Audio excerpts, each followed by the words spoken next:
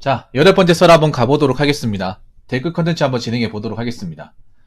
영상 제목, 일본하고 똑같이 되지는 않겠지만 비슷하게 따라가는 것 같아 안타깝습니다. 라는 영상에 달린 댓글입니다. 일본하고 비슷하게 따라간다. 그 정도 되면 얼마나 좋겠습니까? 근데 더 심하게 됩니다. 일본보다. 훨씬 심합니다. 사람들이 착각을 하는 게 우린 일본처럼 안 되겠지. 아니면 일본만큼 되겠지 생각하는데 더 심합니다. 더 심하게 깨졌으면 깨졌지 덜하지 않습니다.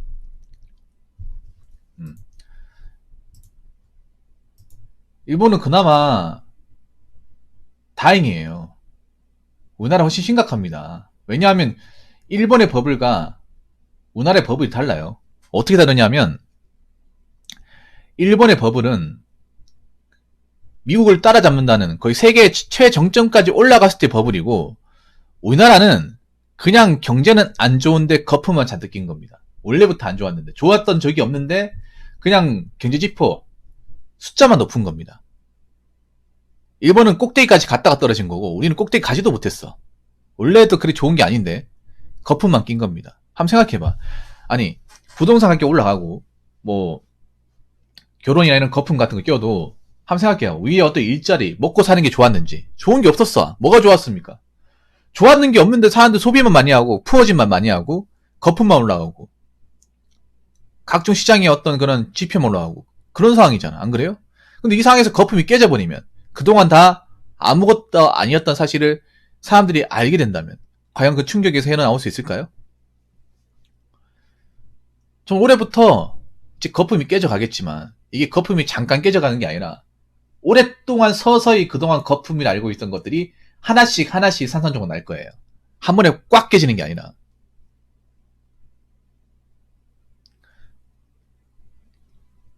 급속도로 몸집이 우리나라.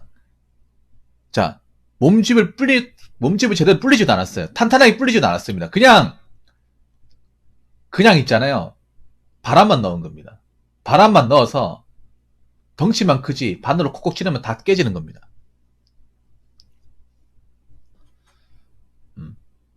솔직히 말해서 자동차나 반도체 말고 나은 게 뭐가 있습니까? 툭 까놓고. 안 그래요? 반도체도 이제 작년 같은 그전 같은 호황은 사실 기대하기 힘든데 그동안 우리는 무슨 뽕이 취해가지고 그동안 뭐 잘 사는 줄 알고 막 그렇게 흥청망청 써대고 대출 같은 것도 막 벌리고 집값 무서운지도 모르고 자기가 평소에 벌어보지 못한 돈을 수억을 대출을 받고 인구 구조도 안 좋은데 출산율 떨어져가고 젊은 사람들 인구도 급감해 가는데 무슨 배짱을 튕겨가면서 아파트 가격 무조건 오른다고 노래 부르고 별로 대단할 것도 없는데 아니 난 솔직히 말해서 버블이 꼈을 때도 우리나라 대단한 생각 한 번도 안 가졌어. 그래서 저거 꺼지면 어떡하지 하는 생각을 재작년부터 아니 그전부터 가지고 있었거든요. 근데 그때 당시 얘기하면 사람들한테 반발심 많이 샀죠. 그때 당시 얘기하면 지금 얘기하면 먹히지만 2년 전에 이런 얘기하면 붕어 형 당신 일본 사람이냐 막 욕먹었어 진짜. 그때는. 지금이야 먹히는 거죠. 그때는 막 부동산 저렇게 사면 미쳤냐 이렇게 얘기하면 본인 미친 거 아니냐 본인도 능력 없으니까 못 사는 거 아니냐 이런 식으로 내가 공격을 당했습니다. 2년 전에. 그분들 한 분도 안 보이시네요. 그때 저한테 뭐라 하신 분들. 애초에 대한민국에 불평가 있습니까? 안 그래요? 우리나라는 있잖아요. 한 번에 팍 깨지는 게 아니라 서서히 깨져나갈 겁니다. 모든 분야의 거품들이 깨져나갈 결혼 거품도 깨져나갈 겁니다. 결혼 거품이 깨지면 이제 여자분들 취집도 없어질 겁니다. 사실상. 일본도 취집 문화가 없어졌죠 거의. 그래서 뭐 돈 많은 남자 꼬셔봐 이런 공식도 안 통할 겁니다. 이제는 점점 안 통해요. 근데 미디어가 뭔가 되는 것처럼 희망을 심어주는데 실제로는 안 되잖아. 그래서 마음의 준비를 단단히 하셔야 될 겁니다. 그리고 그동안 거품 속에 사셨던 분들은 충격이 장난 아닐 겁니다. 앞으로. 충격이 장난 아닐 거예요. 그동안 이제 허세짓 하면서 이것저것 이제 많이 벌려놓으신 분들 그거 처리하려면 많이 고충이 클 겁니다. 일단 카푸어부터 일단 작살 나겠죠. 많이 작살나겠죠. 그리고 모아놓은 게 없는 분들, 해놓은 게 없는 분들은 지금부터 정신 안 차리면 정말 답이 없어요. 좀 죄송한 얘기지만. 그리고 우리나라는 지금 출산율도 올라가기 힘듭니다. 거품이 깨지면 출산율은 더 안 올라가요. 일본도 그랬거든요. 일본도 버블이 깨지고 나서 출산율이 박살이 났습니다. 우리나라는 지금 버블이 깨지기도 않았는데 출산율이 박살이 났어요. 그러면 어떻게 될까? 우리나라는 이제 버블이 깨지게 되면 사실 우리나라 지금 이혼율 높아질 가능성이 농후하거든요. 왜냐하면 지금 영끌족도 너무 많아. 설거지론 때문에 이혼율도 높아진 것도 있고, 지금 영끌족들 저거 대출 감당 못하면 가정 붕괴되는 것도 많습니다. 굉장히 영끌족 비중이 엄청 많은데 그 중에 절대 다수가 결혼하신 분들이에요. 신혼부부도 많고. 그분들이 만약에 이제 이 대출금 갚지 못해서 이제 경매 넘어가서 이제 좀 많은 리스크를 감당하게 되면 결혼 생활 유지하기가 상당히 어려울 겁니다. 그러면 이혼율 높아질 수밖에 없고, 그런 걸 우리가 눈으로 보게 되면 또 결혼 또 안 하게 되겠죠. 그래서 출산율은 지금보다 더 내려갑니다. 제가 봤을 때는.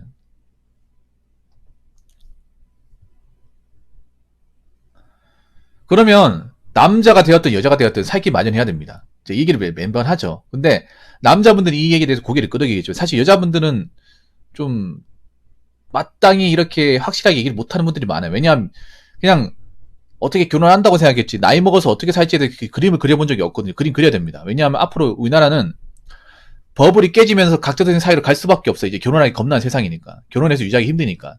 아니, 내 개인도 의식주 해결하기 힘든데 내가 누구를 건사합니까? 안 그래요? 그리고 결혼해서 행복한 가정 꾸리기도 정말 힘든데, 결혼해서 잘못되면 정말 결혼 안 하는 것보다 더 힘든데 누가 섣불리 결혼하려고 하겠습니까? 그 결혼한 사람들 중에 제대로 된 또 배우자를 만나야 되는데 배우자 만나는 거 쉽지가 않잖아요. 그럼 결혼 안 하겠죠. 상식적으로 보더라도. 그러면 남자가 됐든 여자가 됐든 나이 먹어서 결혼 안 한다고 치더라도 내가 어떻게 살아갈지를 계속 고민해야 됩니다. 그리고 우리나라는 아시겠지만 고용보장이 안 되는 나라죠. 설령 공무원으로 들어갔다 하더라도 공무원 퇴직금으로 노후 대비하기 빡십니다.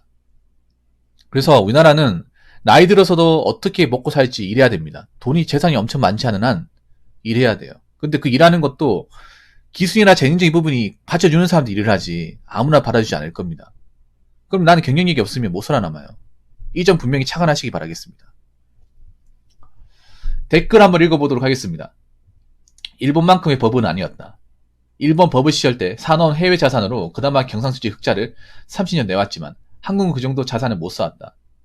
한국의 저출산율은 30년 안에 나라의 경쟁력을 반토막낼 정도의 속도다. 뭐 틀린 말은 아닙니다. 첫 번째, 일본만큼의 법은 아니었다. 이게 좀 말이 이상한데 뭐냐 하면 일본만큼 이 말이 이분이 의도한 게 이게 아닐 거예요. 제가 봤을 때 그런 거예요. 이 말이 오해하시면 안 되는 게 일본만큼의 버블이 아니었다고 해서 해가지고 우리나라 버블이 작은 게 아니라 이 말은 뭐냐 하면 이렇게 생각하면 돼.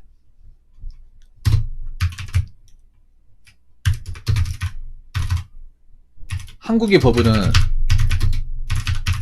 일본의 버블만큼의 이상을 초과한다는 거예요. 이게 그런 거예요. 이분 얘기가 좀 약간 이상한데, 뉘앙스가 이상한데, 이렇게 법은 아니었다고 하면 한국은 작겠다고 생각할 수 있잖아. 듣는 사람은. 이거 좀 말 잘못하신 것 같아. 근데 이 의도가 아니라, 한국의 법은 일본만큼의 버블이 아닌 게 아니라 이 범위를 훨씬 더 올라가는 거예요. 예, 초과하는 거죠. 그러니까 사람들이 그런 거야. 우리나라 버블이 얼마나 센지 모르는 거죠. 굉장히 세거든요. 말도 안 돼. 크단 말이에요.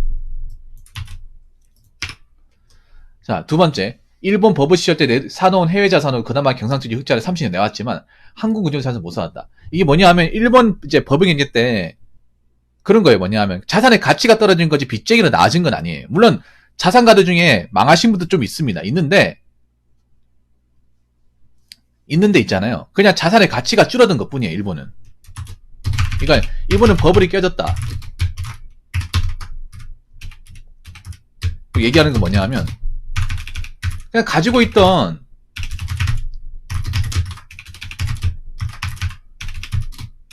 자산의 가치가 하락한 것이지. 하락하고 뭐 임금이 떨어진 것 뿐이지. 뭐 국민들이 쫄딱 망했다 이건 아니에요. 근데 우리는 어떻게 해요? 우리는 망할 수 있다는 거죠. 예. 일본은 그런 거예요. 법의 때 소득 좀 높았고 가지고 있는 자산의 수치도 너무 높았어. 근데 물론 일본의 법을 꺼지면서 자빠진 사람도 있습니다. 망한 사람도 많아요. 많은데 근데 전체적으로 봤을 때는 그냥 그런 거예요. 가지고 있는 자산의 그 실물 가치가 이제 드러난 거죠. 거품이 빠지면서. 원래 이만큼 되지 않았는데 거품이 빠지면서 원래 자산 가치가 드러난 거예요. 그러면서 이제 디플레이션으로 들어온 거고. 근데 우리는 쫄딱 망하게 생겼어. 쫄딱 망하게. 그러니까 이게 잠깐으로 끝난 게 아니에요. 이 우리나라 버블이라는 게. 절대 잠깐은 그냥 뭐 몇 달을 가다 끝나는 게 아니라 이게 아마 꽤 오래될 겁니다. 굉장히 오래될 거예요. 자, 그리고 세 번째. 한국의 저출산율은 30년 안에 나라의 경쟁력을 반토막낼 정도의 속도다. 반토막은 좀 심한 것 같고. 일단 저출산율은 답이 없어요. 네, 답이 없습니다.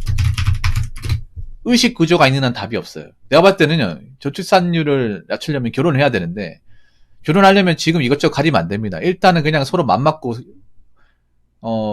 이렇게 좀 결혼관이 비슷하면 해야 돼. 여자분들이 좀 눈을 많이 낮춰야 됩니다. 자꾸 여자분들한테 뭐라 하기 좀 죄송하긴 하지만, 사실 결혼 수준 높인 거는 남자가 여자입니다.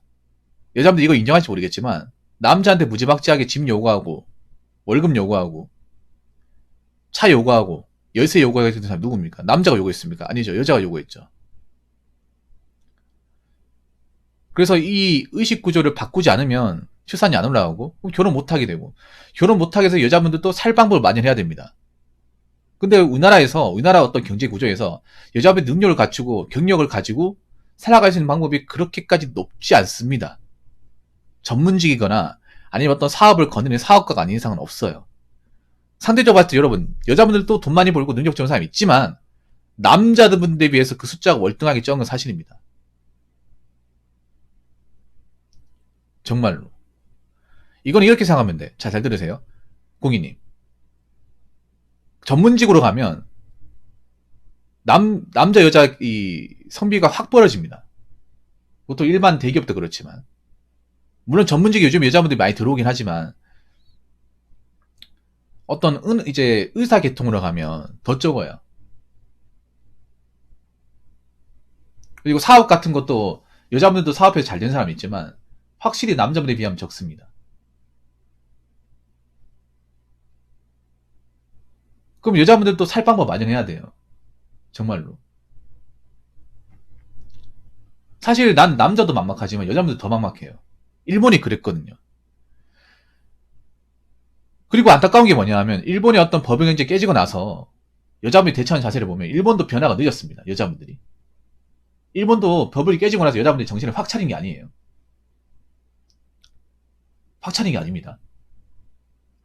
버블이 완전히 깨지고 나서 자기들이 더 이상 이제 어떤 여자로서의 가치가 떨어지고 결혼이 안 된다는 걸 알고 나면서 한 10년 뒤에 10년, 10수년 뒤에 그걸 이제 받아들이기 시작했습니다.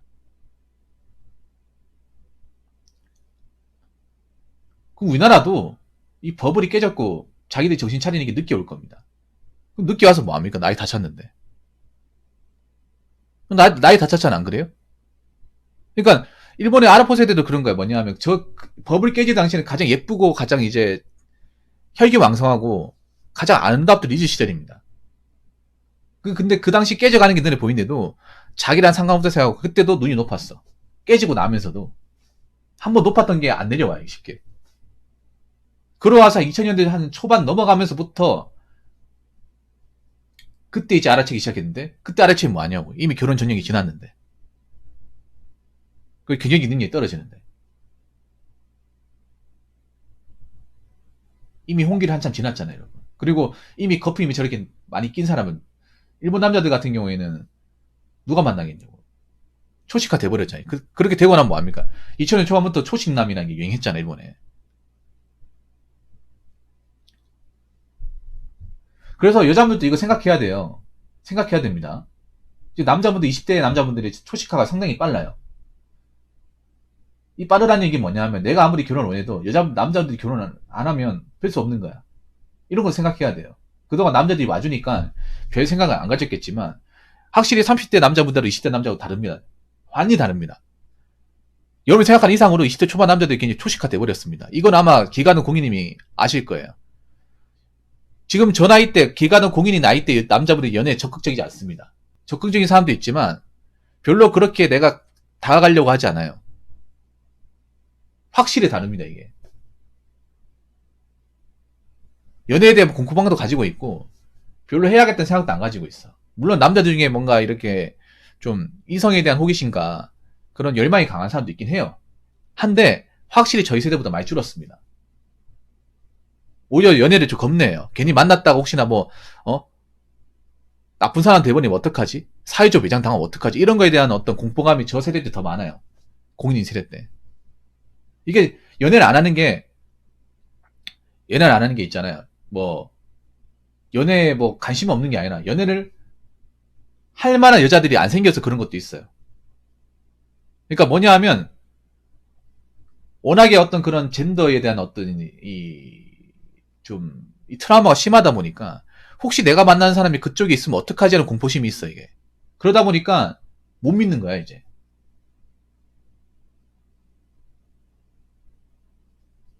그래서 오히려 있잖아요, 그런 거에. 그냥 연애 안 하고 그냥 이대로 사는 것도 나쁘지 않다 생각하는 남자들이 좀 많아졌습니다. 옛날에는 막 남자가 저 나이 때 연애하면 아이고 저 뭐냐 저거 남자가 저 꽃다운 뭐 하고 있는 거야? 저 찌질하게 진짜. 근데 지금은 그렇게 얘기하면 욕먹어요. 지금 저 나이 친구들한테 얘기하면 욕먹습니다. 저렇게 얘기하면.